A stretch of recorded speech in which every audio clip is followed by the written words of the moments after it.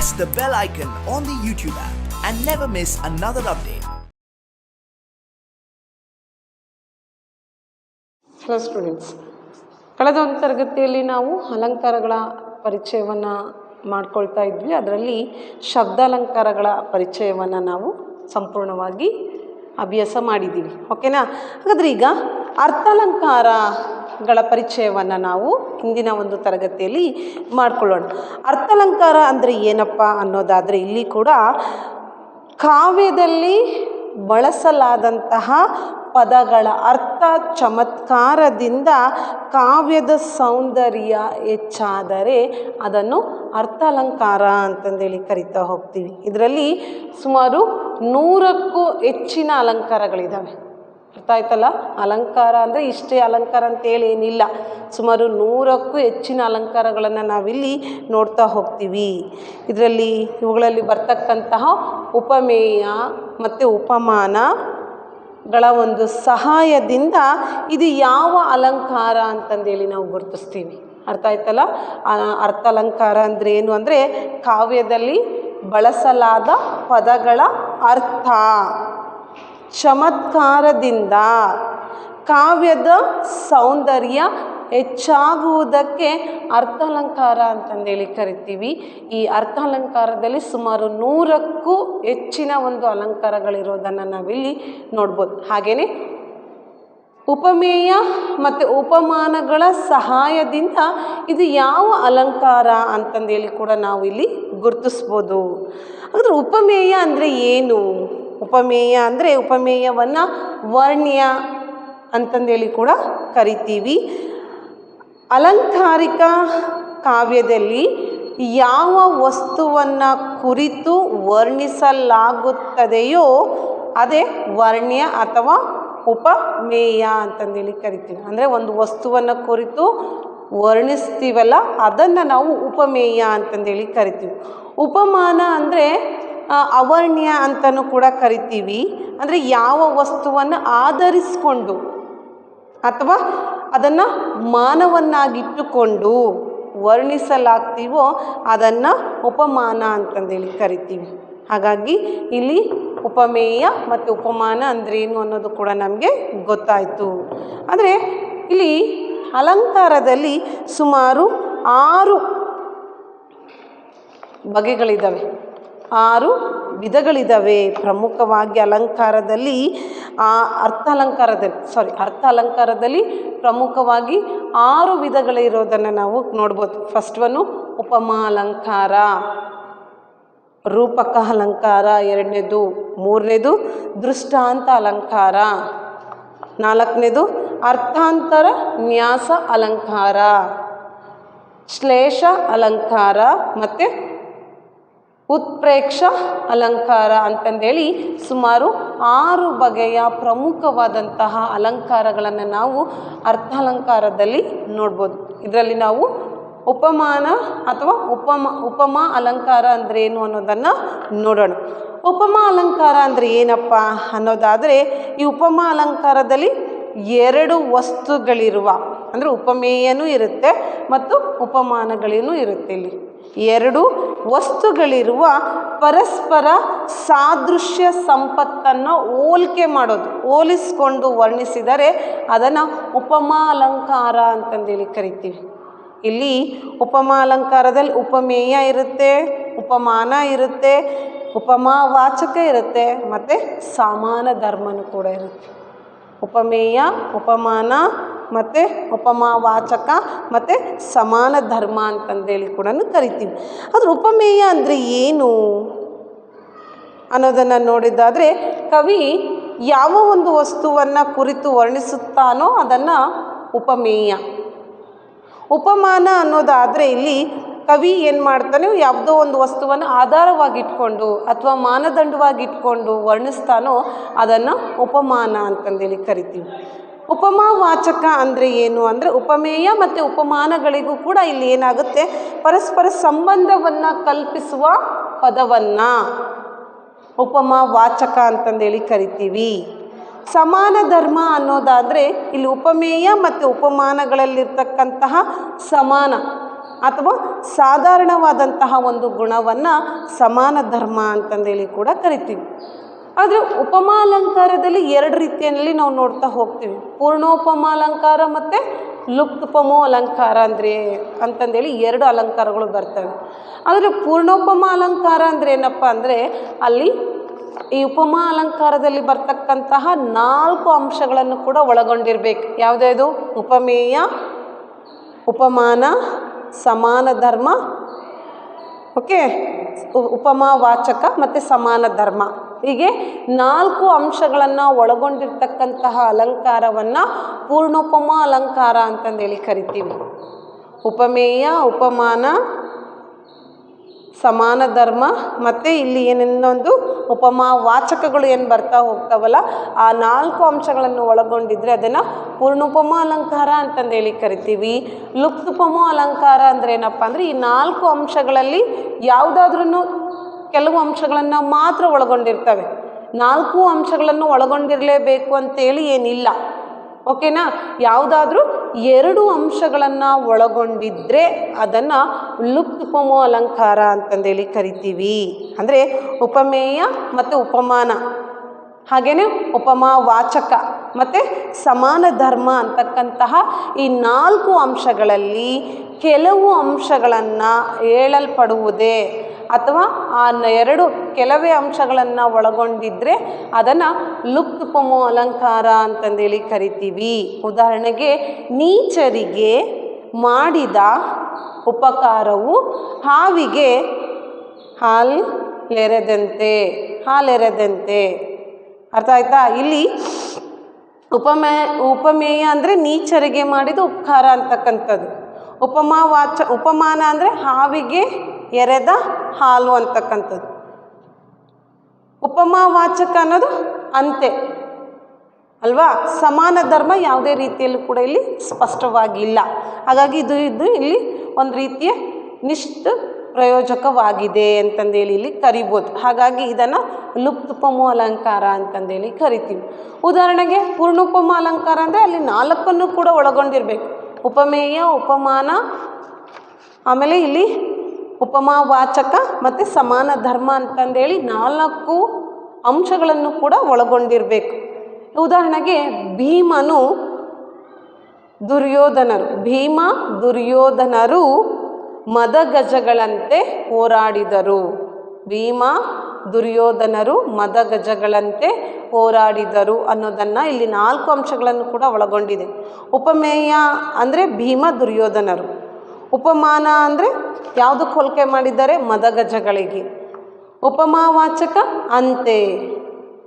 ಸಮಾನ ಧರ್ಮ ಹೋರಾಡುವುದು, ಇಬ್ಬರು ಕೂಡ ಅಲ್ಲಿ ಹೋರಾಡುವುದು ಅಂತಂದೇಳಿ ಇಲ್ಲಿ ಸಮನ್ವಯಗೊಳಿಸಬೇಕು ಅನ್ನೋದಾತಪ್ಪ ಅಂದರೆ ಇಲ್ಲಿ ಏನಾಗಿದೆ ಅಂದರೆ ಉಪಮೇಯವಾದಂತಹ ಭೀಮ ದುರ್ಯೋಧನರನ್ನು ಉಪಮಾನವಾದಂತಹ ಮದಗಜಗಳಿಗೆ ಹೋಲಿಸಿ ವರ್ಣಿಸಲಾಗಿದೆ. ಹಾಗಾಗಿ ಅಲಂಕಾರ ಯಾವುದಪ್ಪ ಇಲ್ಲಿ? ಉಪಮಾ ಅಲಂಕಾರ ಅಂತಂದೇಳಿ ಬರಿಬೇಕು. ಲಕ್ಷಣ ಏನು ಬರಿಬೇಕಪ್ಪ ಅಂದರೆ ಎರಡು ವಸ್ತುಗಳಿಗಿರುವ ಸಾದೃಶ್ಯ ಸಂಪತ್ತನ್ನು ಪರಸ್ಪರ ಹೋಲಿಸಿ ವರ್ಣಿಸಿದರೆ ಅದನ್ನು ಉಪಮಾ ಅಲಂಕಾರ ಎನ್ನುವರು ಅಂತಂದೇಳಿ ಇಷ್ಟು ಬರಿಬೇಕು. ಅಲಂಕಾರ ಅಂತಂದರೆ ಒಂದು ಲೈನ್ ಕೊಟ್ಟಿರ್ತಾರೆ, ಅದನ್ನು ಸಮನ್ವಯಗೊಳಿಸಿ ಅಂತಂದೇಳಿ ಕೂಡ ಕೊಡ್ತಾರೆ ನಿಮಗೆ, ಓಕೆನಾ. ಅಲ್ಲಿ ಉಪಮೇಯ ಯಾವುದು, ಉಪಮಾನ ಯಾವುದು, ಆಮೇಲೆ ಸಾಧಾರಣ ಸಮಾನ ಧರ್ಮ ಯಾವುದು, ಹಾಗೆಯೇ ಅದ್ರ ಜೊತೆಯಲ್ಲಿ ಉಪಮಾವಾಚಕ ಯಾವುದು ಅಂತಂದೇಳಿ ಬರಿಬೇಕು. ಅದು 4 ಕೂಡ ಬರೆದಾದ್ಮೇಲೆ ಅದು ಯಾವ ಅಲಂಕಾರ ಅನ್ನೋದನ್ನು ಕೂಡ ಅಂದರೆ ಸಮನ್ವಯಗೊಳಿಸ್ಬೇಕು. ಯಾವುದನ್ನು ಯಾವುದ್ರ ಜೊತೆಗೆ ಹೋಲಿಕೆ ಮಾಡಿದ್ದಾರೆ ಅನ್ನೋದನ್ನು. ಅದಾದ ನಂತರದಲ್ಲಿ ಅಲಂಕಾರ ಯಾವುದು? ಉಪಮಾ ಅಲಂಕಾರ. ಅದರ ಲಕ್ಷಣ ಏನಾಗಿದೆ ಅಂತಂದರೆ ಇಲ್ಲಿ ಎರಡು ವಸ್ತುಗಳಿಗಿರುವಂತಹ ಸಾದೃಶ್ಯ ಸಂಪತ್ತನ್ನು ಪರಸ್ಪರ ಹೋಲಿಸಿ ವರ್ಣಿಸಿದರೆ ಅದನ್ನು ಉಪಮಾ ಅಲಂಕಾರ ಅಂತಂದೇಳಿ ಬರೆದ್ರೆ ಇದಿಷ್ಟು ಕೂಡ ನಿಮಗೆ ಫುಲ್ ಮಾರ್ಕ್ಸ್ ಸಿಗುತ್ತೆ. ಅರ್ಥ ಆಯ್ತಲ್ಲ? ಅರ್ಥಾಲಂಕಾರ ಅಂದ್ರೇನು ಅನ್ನೋದನ್ನು ಬರ್ಕೊಳ್ಳಿ. ಆವಾಗ ನೀವು ಓದ್ಕೊಂಡಾಗ ಅದು ಇನ್ನೂ ಸುಲಭವಾಗಿ ನಿಮಗೆ ಅರ್ಥ ಆಗುತ್ತೆ. ಮೊದಲನೇದು ಅರ್ಥಾಲಂಕಾರ ಎಂದರೇನು?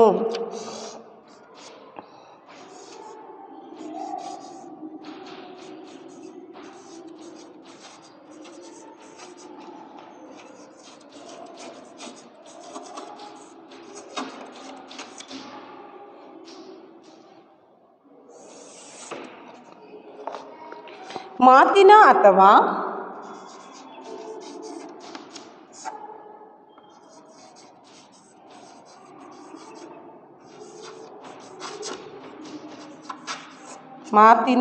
ಅಥವಾ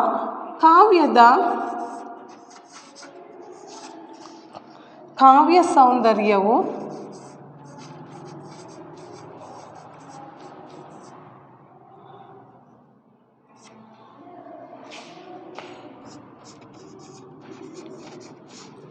ಸೌಂದರ್ಯವು ಪದಗಳ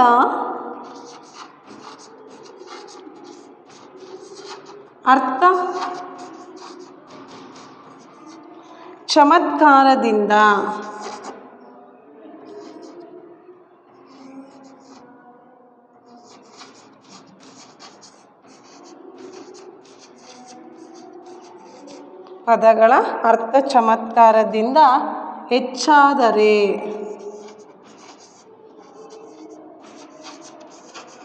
ಅದನ್ನು ಅರ್ಥಾಲಂಕಾರ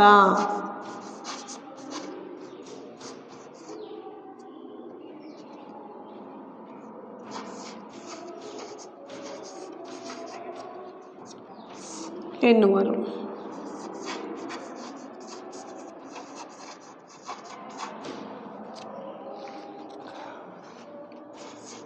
ಅರ್ಥಾಲಂಕಾರದಲ್ಲಿ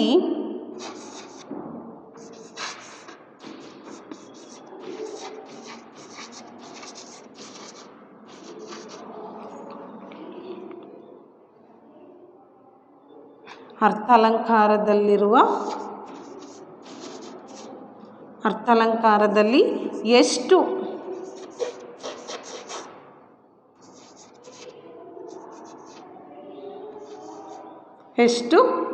ವಿಧಗಳಿವೆ?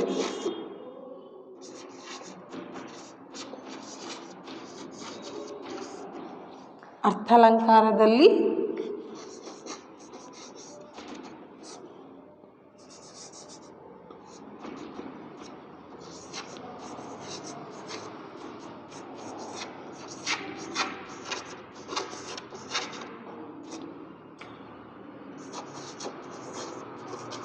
ಪ್ರಮುಖವಾಗಿ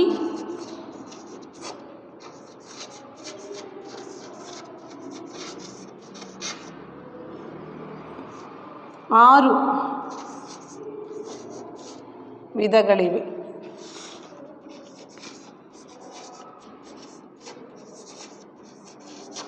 ಅವು ಯಾವುವು ಅನ್ನೋದಾದರೆ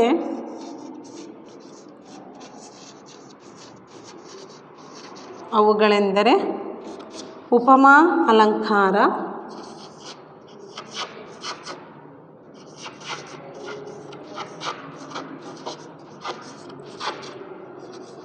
ಎರಡನೇದು ರೂಪಕ ಅಲಂಕಾರ,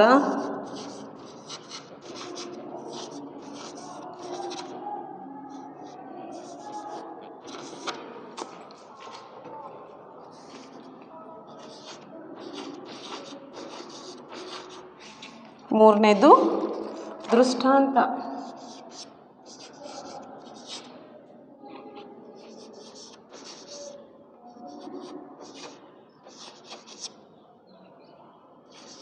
ದೃಷ್ಟಾಂತಾಲಂಕಾರ. ನಾಲ್ಕನೇದು ಅರ್ಥಾಂತರ.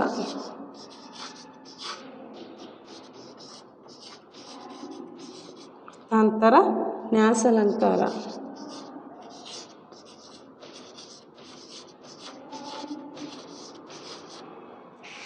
ಐದನೇದು ಶ್ಲೇಷಾಲಂಕಾರ.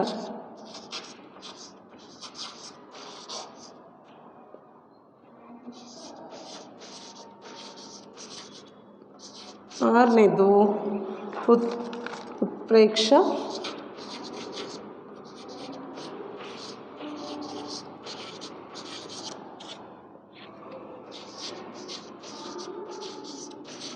ಉತ್ಪ್ರೇಕ್ಷಾಲಂಕಾರ.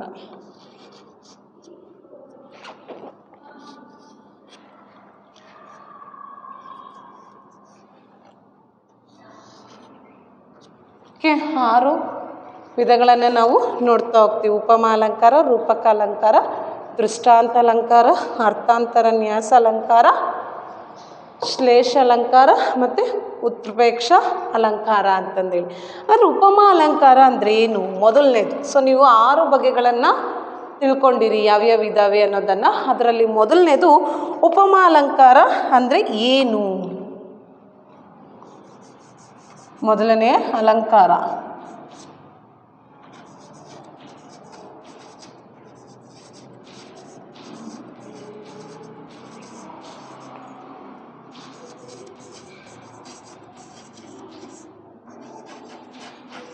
ಉಪಮಾ ಅಲಂಕಾರ ಅಂದರೆ ಏನು ಅನ್ನೋದರೆ, 2 ವಸ್ತುಗಳಿಗಿರುವ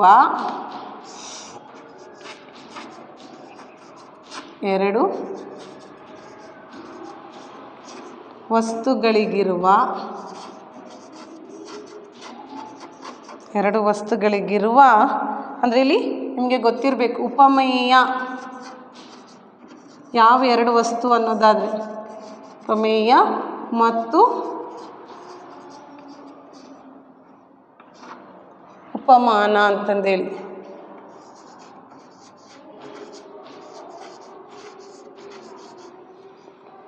ಉಪಮಾನಗಳಿಗಿರುವ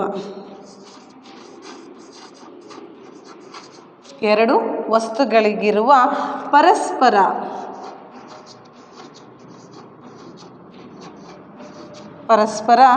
ಸಾದೃಶ್ಯ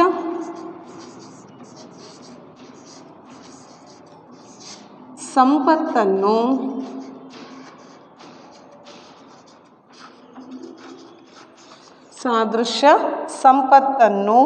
ಹೋಲಿಸಿ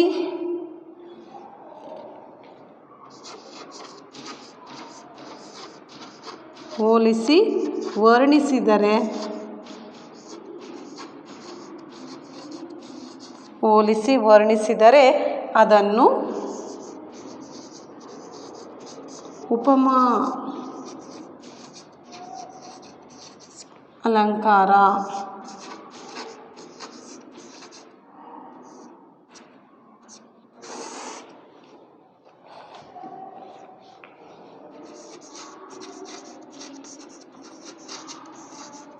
ಉಪಮಾ ಅಲಂಕಾರ ಎನ್ನುವರು.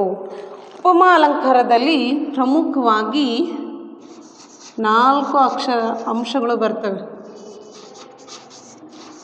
ಉಪಮಾ ಅಲಂಕಾರದಲ್ಲಿ ಪ್ರಮುಖವಾಗಿ 4 ಅಂಶಗಳು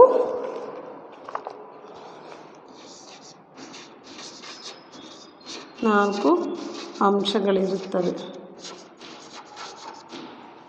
ಯಾವ್ಯಾವುದು? ಮೊದಲನೇ ಅಂಶ ಉಪಮೇಯ.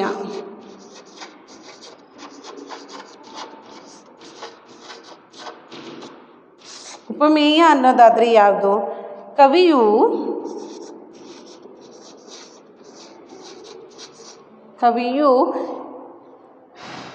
ಯಾವ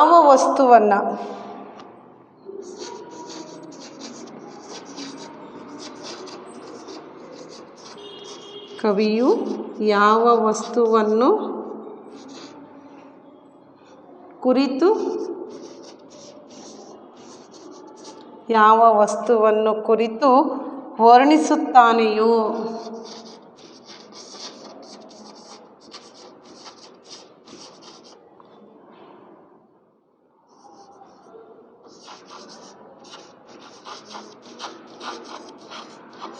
ವರ್ಣಿಸುತ್ತಾನೆಯೋ ಅದನ್ನು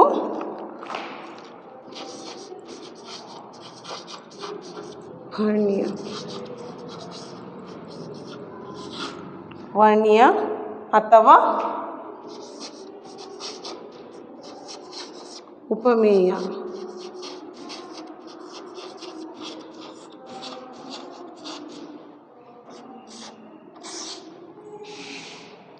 ಎನ್ನುವರು.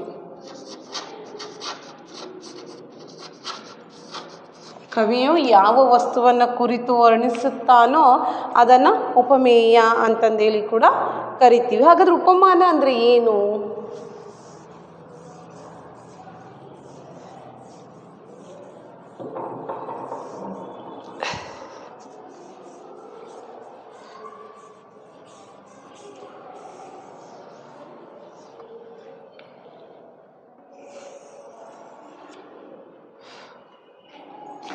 ಎರಡನೇದು ಉಪಮಾನ.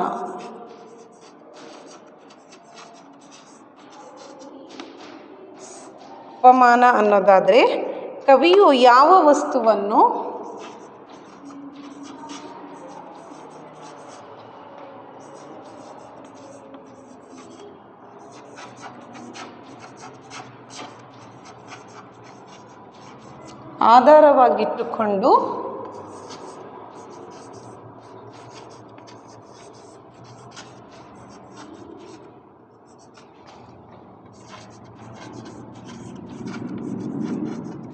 ಆಧಾರವಾಗಿಟ್ಟುಕೊಂಡು ಅಥವಾ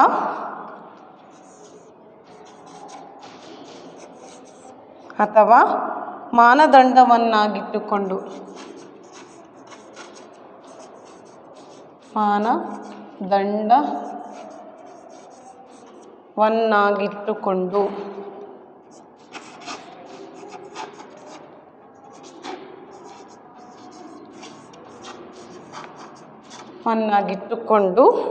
ವರ್ಣಿಸುತ್ತಾನೆಯೋ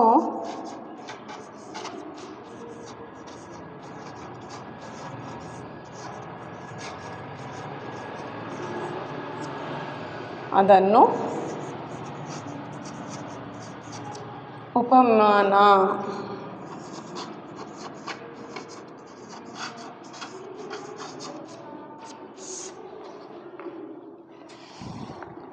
ಅವರ್ಣ್ಯ ಉಪಮಾನ ಅಥವಾ ಅವರ್ಣ್ಯ.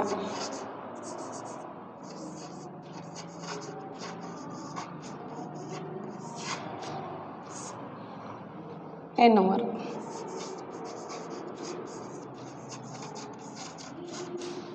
ಹಾಗೆಯೇ ಸಮಾನ ಉಪಮಾ ವಾಚಕ ಮೂರನೇದು.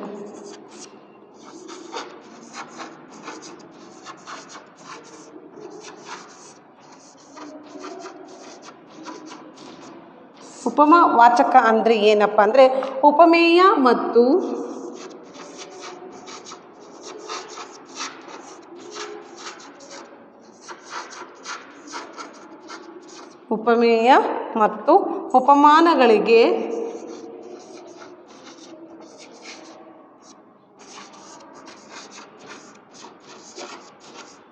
ಉಪಮಾನಗಳಿಗೆ ಸಂಬಂಧವನ್ನು ಕಲ್ಪಿಸುವ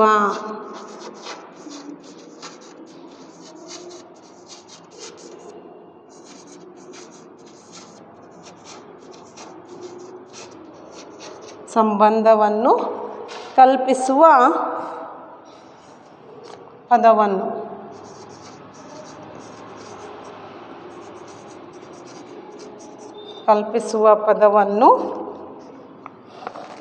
ಉಪಮಾವಾಚಕ.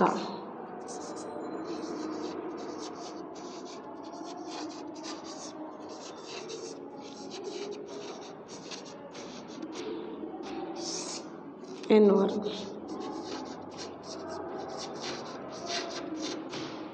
ನಾಲ್ಕನೇದು ಸಾಧಾರಣ ಧರ್ಮ, ಸಮಾನ ಧರ್ಮ.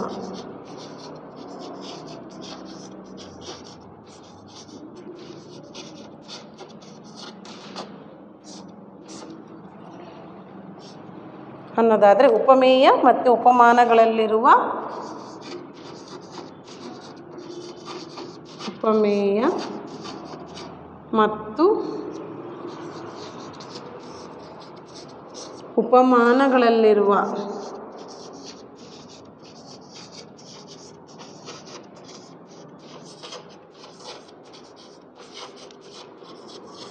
ಉಪಮಾನಗಳಲ್ಲಿರುವ ಸಮಾನ ಅಥವಾ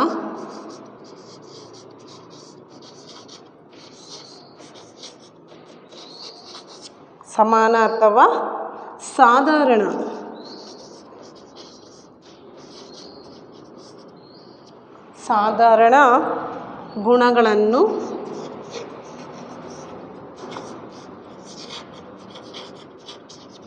ಸಮಾನ ಧರ್ಮ ಎನ್ನುವರು.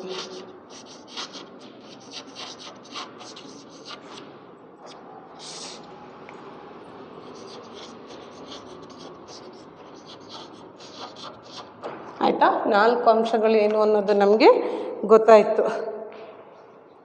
ಉಪಮೇಯ, ಉಪಮಾನ, ಉಪಮಾವಾಚಕ ಮತ್ತು ಸಮಾನ ಧರ್ಮ ಏನು ಅನ್ನೋದು. ಓಕೆನಾ? ಹಾಗಿದ್ರೆ ಉಪಮಾ ಅಲಂಕಾರದಲ್ಲಿ 2 ಬಗೆ ಇದ್ದಾವೆ, ಪೂರ್ಣೋಪಮ ಅಲಂಕಾರ ಮತ್ತು ಲುಪ್ತೋಪಮ ಅಲಂಕಾರ. ಪೂರ್ಣೋಪಮ ಅಲಂಕಾರ ಅನ್ನೋದಾದರೆ 4 ಅಂಶಗಳು ಇರಲೇಬೇಕು. ಯಾವುದು? ಉಪಮೇಯ, ಉಪಮಾನ, ಉಪಮಾವಾಚಕ, ಸಮಾನ ಧರ್ಮ ಅಂತಕ್ಕಂತಹ 4 ಅಂಶಗಳನ್ನು ಒಳಗೊಂಡಿದ್ದರೆ ಅದನ್ನು ಪೂರ್ಣೋಪಮ ಅಲಂಕಾರ ಅಂತಂದೇಳಿ ಕರೀತಾರೆ. ಅಥವಾ ಲುಪ್ತೋಪಮ ಅಲಂಕಾರದಲ್ಲಿ ಯಾವುದಾದ್ರೂ ಒಂದನ್ನು ಬೇಕಾದರೆ ಬಿಡ್ಬೋದು, ಅಥವಾ 1, 2, 3 ಅಂಶಗಳನ್ನು ಮಾತ್ರ ಒಳಗೊಂಡಿರ್ಬೋದು, ಅಥವಾ 1-2 ಅಂಶಗಳನ್ನು ಬಿಟ್ಟಿರ್ಬೋದು. ಅಂಥ ಒಂದು ಅಲಂಕಾರಗಳನ್ನು ನಾವು ಲುಪ್ತೋಪಮ ಅಲಂಕಾರ ಅಂತಂದೇಳಿ ಕರಿತೀವಿ. ಗೊತ್ತಾಯ್ತಲ್ವಾ? ಸೊ ಏನು ಅನ್ನೋದು ಇಲ್ಲಿ ನಮಗೆ ಪೂರ್ಣೋಪಮ ಅಲಂಕಾರ ಅಂದ್ರೇನು ಮತ್ತು ಲುಪ್ತೋಪಮ ಅಲಂಕಾರ ಅಂದರೆ ಏನು ಅನ್ನೋದನ್ನು. ಓಕೆ, ಉಪಮೇಯ ಎಲ್ಲಿ ಕರಿತೀವಿ, ಉಪಮಾನ ಯಾವುದು, ಉಪಮಾವಾಚಕ ಯಾವುದು, ಸಮಾನ ಧರ್ಮ ಯಾವುದು ಅನ್ನೋದು ಕೂಡ ನಮಗೆ ಗೊತ್ತಾಯಿತು. ಓಕೆ, ಈಗ ಪೂರ್ಣೋಪಮ ಅಲಂಕಾರ ಅಂದರೆ ಏನು ಅನ್ನೋದನ್ನು ನೋಡೋಣ.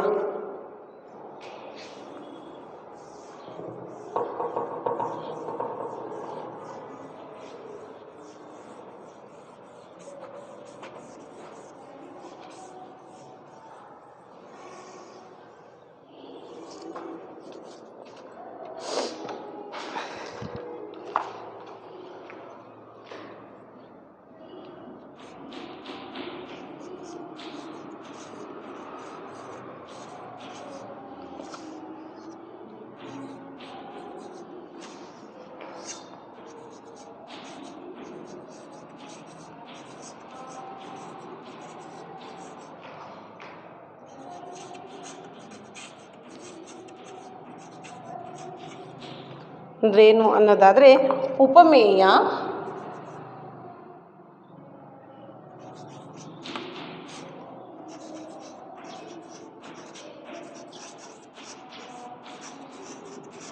ಉಪಮಾನ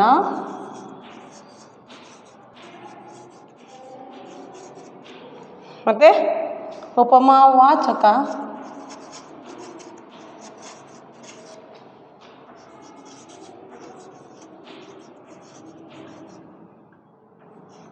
ಉಪಮಾವಾಚಕ ಮತ್ತು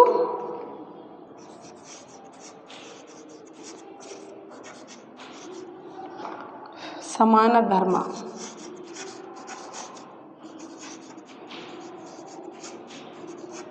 ಎಂಬ 4 ಅಂಶಗಳನ್ನೊಳಗೊಂಡ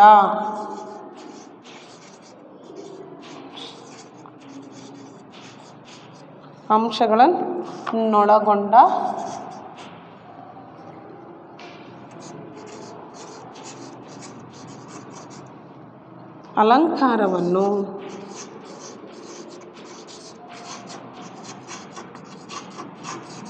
ಪೂರ್ಣೋಪಮ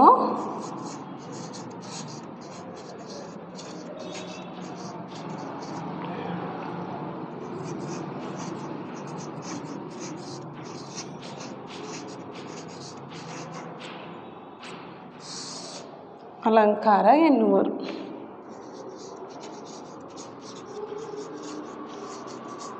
ಉದಾಹರಣೆ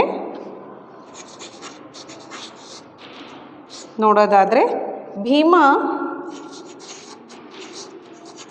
ಒಂದು ಲೈನ್ ಕೊಟ್ಟಿರ್ತಾರೆ ನಿಮ್ಗೆ. ಈಗ ಭೀಮ ದುರ್ಯೋಧನರು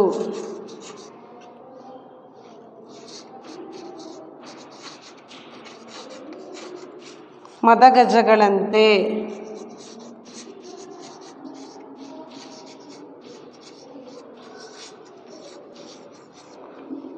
ಹೋರಾಡಿದರು.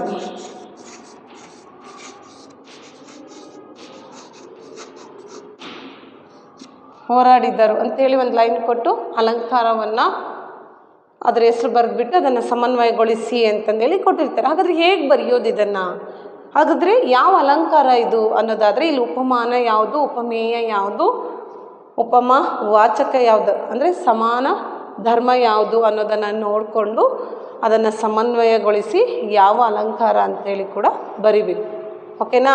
ಭೀಮ ದುರ್ಯೋಧನರು ಮದ ಗಜಗಳಂತೆ ಹೋರಾಡಿದರು ಅನ್ನೋದಾದರೆ ಇಲ್ಲಿ ಇದನ್ನು ಬಿಡಿಸ್ಬೇಕಪ್ಪ ಅಂದರೆ ಉಪಮೇಯ ಯಾವುದು ಅನ್ನೋದನ್ನು ಫಸ್ಟು ಬರ್ಕೋಬೇಕು.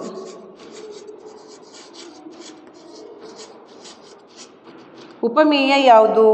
ಭೀಮ ದುರ್ಯೋಧನರು.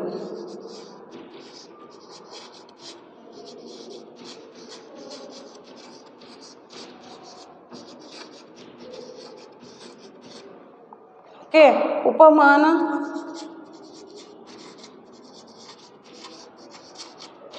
ಉಪಮಾನ ಯಾವುದು? ಮದ ಗಜಗಳು.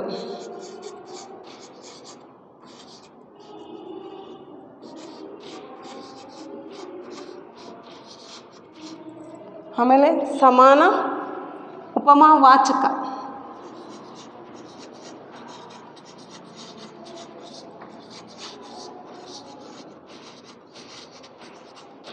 ಉಪಮಾವಾಚಕ ಯಾವುದು? ಎರಡರ ಮಧ್ಯದಲ್ಲಿ ಅಂತೆ, ಮದ ಗಜಗಳಂತೆ ಅಂತೆ. ಸಮಾನ ಧರ್ಮ ಯಾವುದು?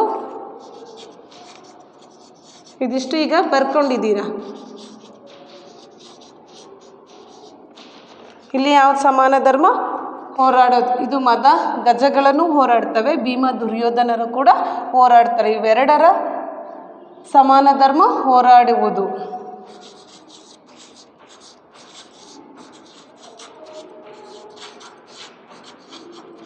ಇದು ಸಮಾನ ಧರ್ಮ. ಇಷ್ಟನ್ನು ಬರ್ಕೊಂಡ್ರಿ.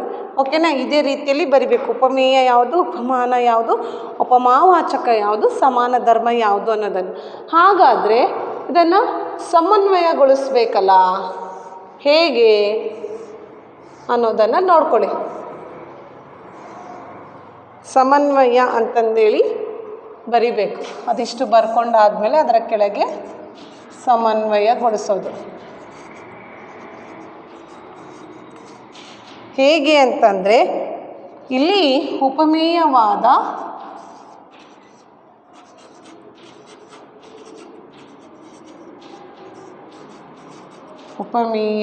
ಯಾವುದು? ಭೀಮ ದುರ್ಯೋಧನರು. ಭೀಮ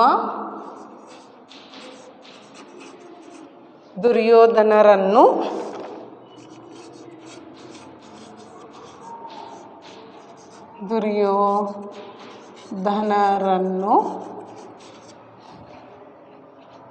ಉಪಮಾನವಾದ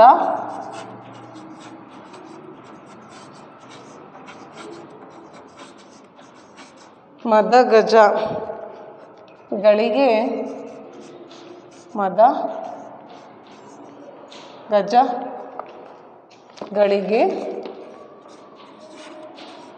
ಹೋಲಿಸಿ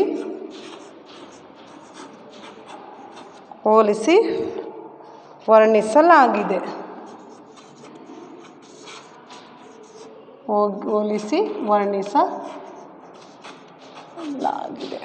ಹಾಗೇನೆ ಅಲಂಕಾರ ಯಾವುದು ಅನ್ನೋದನ್ನು ಕೂಡ ಬರಿಬೇಕು. ಅಲಂಕಾರ, ಉಪಮಾ ಅಲಂಕಾರ.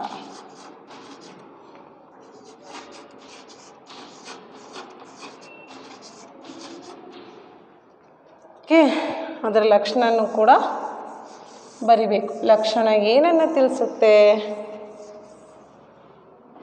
ಇಲ್ಲಿ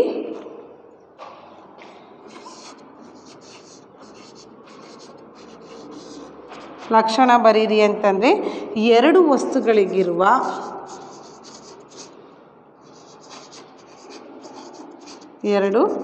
ವಸ್ತುಗಳಿಗಿರುವ ಯಾವುದಿಲ್ಲಿ ಉಪಮೇಯ ಮತ್ತು ಉಪಮಾನ ಅನ್ನೋದು ನಿಮ್ಮ ನೆನಪಿನಲ್ಲಿ ಇರಬೇಕು. ಉಪಮೇಯ ಮತ್ತು ಉಪಮಾನಗಳಿಗಿರುವ ಅನ್ನೋದು ಎರಡು ವಸ್ತುಗಳಿಗಿರುವ ಸಾದೃಶ್ಯ,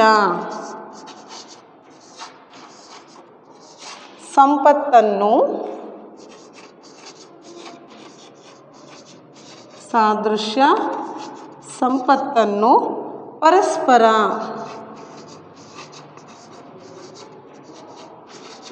ಹೋಲಿಸಿ ವರ್ಣಿಸಿದರೆ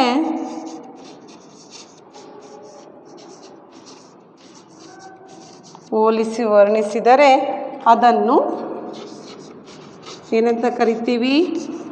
ಉಪಮಾ ಅಲಂಕಾರ. ಇಷ್ಟು ಬರೆದ್ರೆ ನಿಮಗೆ 3 ಮಾರ್ಕ್ಸ್ ಇರುತ್ತೆ.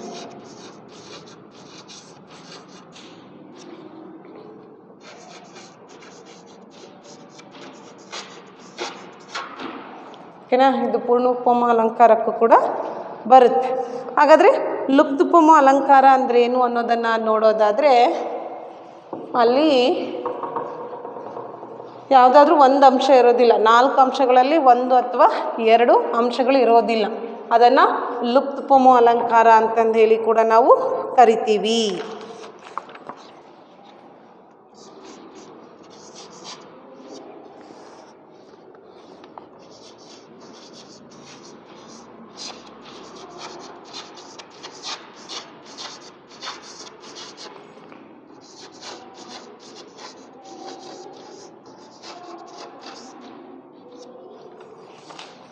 ಉಪಮೇಯ,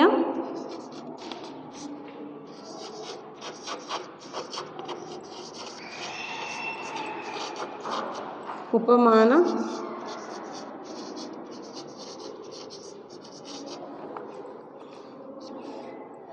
ಉಪಮಾವಾಚಕ,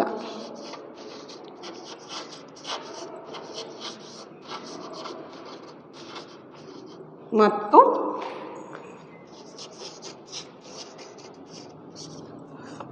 ಸಮಾನ ಧರ್ಮ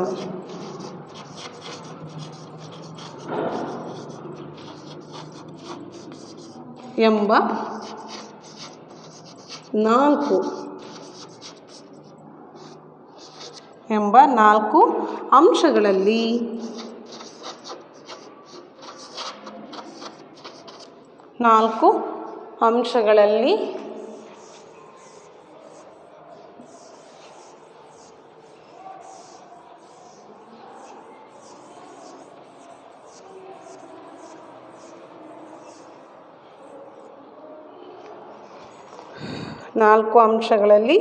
ಕೆಲವು ಅಂಶಗಳನ್ನು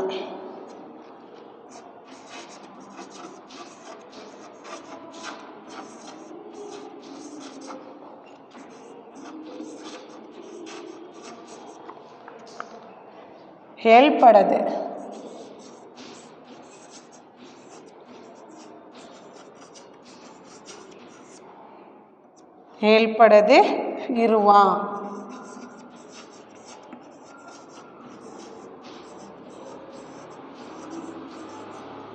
ಇರುವ ಅಲಂಕಾರವನ್ನು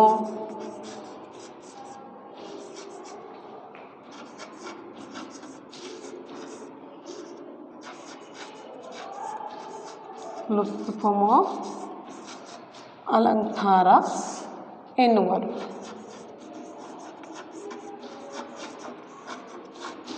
ಉದಾಹರಣೆ,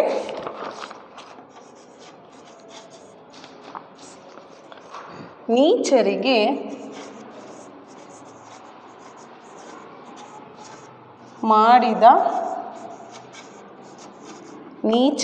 ಮಾಡಿದ ಉಪಕಾರವು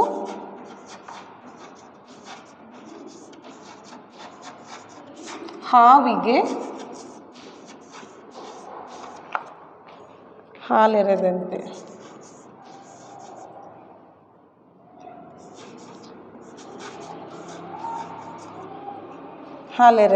ಅಂತೇಳಿ ಇದೆ.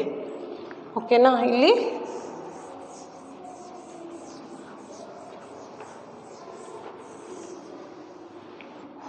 ಉಪಮೇಯ ಯಾವುದು ಅನ್ನೋದಾದರೆ,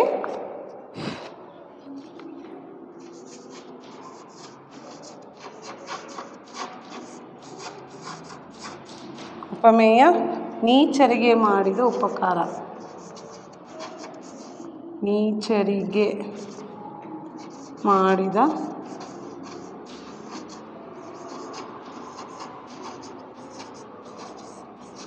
ಉಪಕಾರ. ಉಪಮಾನ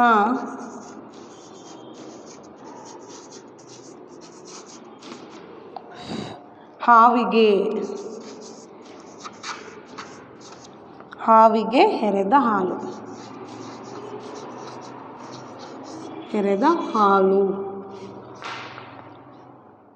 ಉಪಮಾವಾಚಕ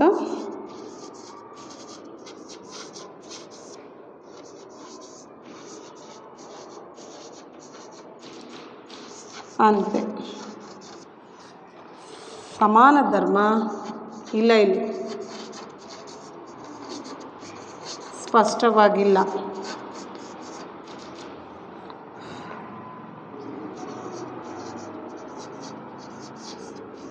ಒಂದು ಅಂಶ ಇಲ್ಲ, ಇಲ್ಲಿ ಸ್ಪಷ್ಟವಾಗಿಲ್ಲ ಅಂತಂದೇಳಿ. ಹಾಗಾದರೆ ಸಮನ್ವಯ ಏನಂತ ಬರಿಬೇಕು?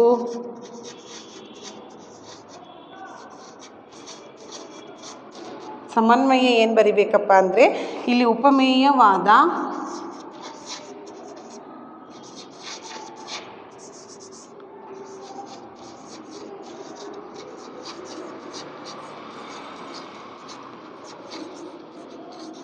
ನೀಚರಿಗೆ, ಉಪಮೇಯವಾದ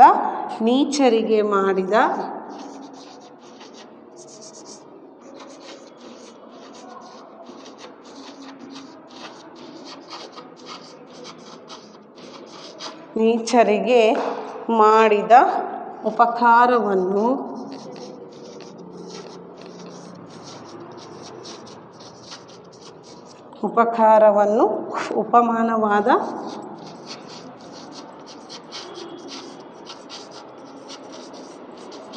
ಉಪಮಾನವಾದ ಹಾವಿಗೆ ಎರೆದ.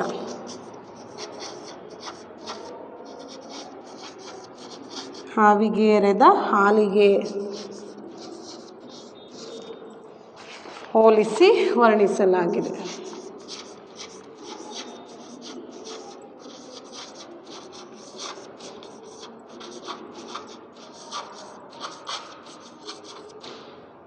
ಹಾಗಾಗಿ ಇಲ್ಲಿ ಯಾವ ಅಲಂಕಾರ?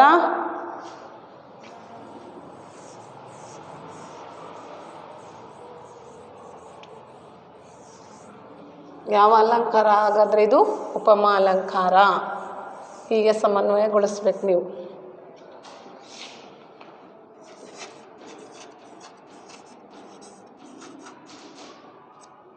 ಅಲಂಕಾರ ಯಾವುದು? ಉಪಮಾ ಅಲಂಕಾರ.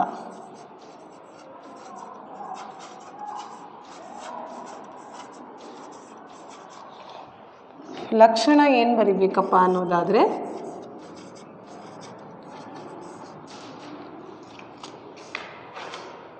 ಲಕ್ಷಣವನ್ನು ಎರಡು ವಸ್ತುಗಳಿಗಿರುವ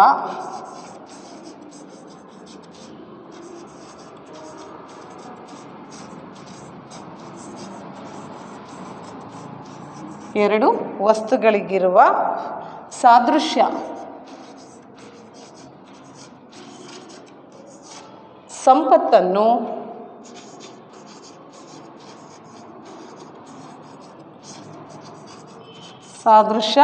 ಸಂಪತ್ತನ್ನು ಪರಸ್ಪರ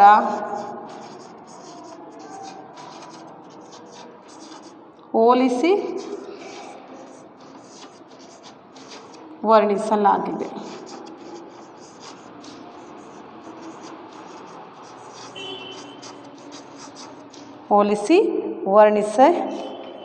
ವರ್ಣಿಸಲಾಗಿದೆ. ಇದನ್ನು ಉಪಮಾ ಅಲಂಕಾರ ಎನ್ನುವರು.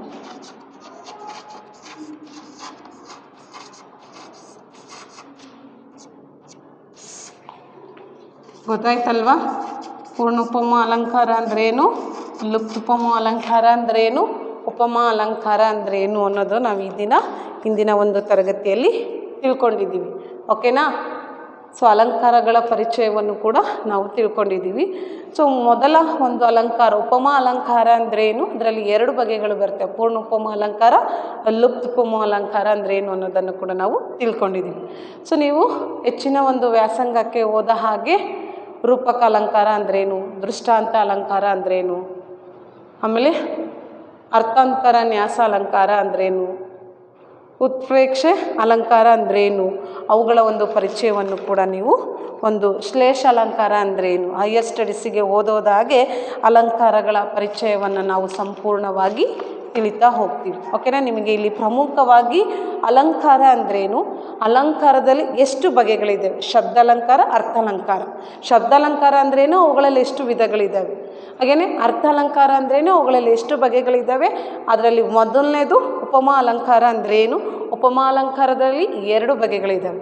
ಪೂರ್ಣ ಉಪಮಾಲಂಕಾರ ಅಂದ್ರೇನು, ಲುಪ್ತ ಉಪಮಾಲಂಕಾರ ಅಂದ್ರೇನು ಅನ್ನೋದನ್ನು ಬಹಳ ಸ್ಪಷ್ಟವಾಗಿ ತಿಳ್ಕೊಂಡಿದ್ರೆ ನಿಮಗೆ ಅಲಂಕಾರಗಳ ಪರಿಚಯ ಅಂತಕ್ಕಂಥದ್ದು ಸುಲಭವಾಗಿ ಅರ್ಥ ಆಗುತ್ತೆ. ಇದನ್ನು ಓದಿ ಬರಿತಾ ಪ್ರಯತ್ನ ಅಂತಕ್ಕಂಥದ್ದು ಮಾಡ್ತಾನೆ ಇರಬೇಕು. ಸೊ ಬರೆದು ಕಲಿದರೆ ಇದು ನಿಮಗೇನಾಗುತ್ತೆ, ಅಲಂಕಾರ ಅನ್ನೋದು ತುಂಬ ಸುಲಭವಾಗಿ ಅರ್ಥ ಆಗುತ್ತೆ. ಓಕೆನಾ?